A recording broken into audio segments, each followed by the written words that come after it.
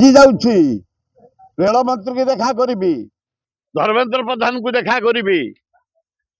ଆମ ଯୋଉ Khordha road division ଇଣ୍ଡିଆରେ ରେଳବାଇ ଯୋଉ ରାଜସ୍ୱ ଦଉଛି ସେକେଣ୍ଡ ହାଏଷ୍ଟ ଇନକମ ଇଣ୍ଡିଆରେ 40,000 କୋଟି ଟଙ୍କା ଦଉଛି ଖୋର୍ଦ୍ଧା ଡିଭିଜନ। ଅଥଚ ଆମ ଷ୍ଟେସନଟା କାମ ହେଇପାରୁନି।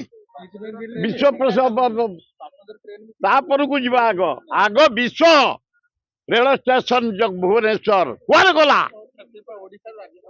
ଏ ମିଛରେ ପତିଆରା ସେ ମତେ କହିଥିଲେ 2 ବର୍ଷରେ ଓପନ କରି 4 ବର୍ଷ 3 ବର୍ଷ ହେଇଗଲାଣି।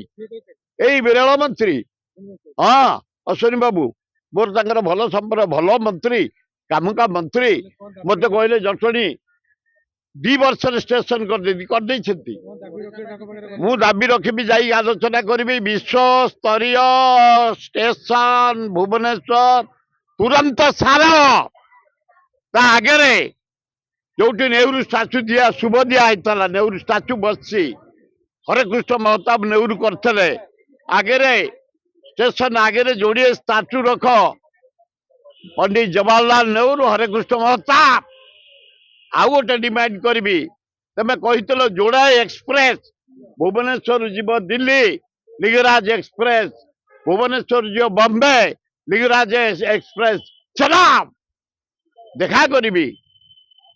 ଏବଂ ରାହୁଲ ଗାନ୍ଧୀ ଯୋଉ ଡାକିଛନ୍ତି ଭୋଟ ଚୋରି ଉପରେ ଆମେ ଏକମାତ୍ର ଡିମାଣ୍ଡ କରିବୁ, କମିଂ ଇଲେକ୍ସନରେ ତମେ ଇଭିଏମ ଛାଡ, ବାଲେଟ ବସାଅ, ବାଲେଟ ପେପରରେ ଭୋଟ ଦିଅ। ପ୍ରକୃତ ତଥ୍ୟ ଲୋକଲୋଚନକୁ ଆସିବ।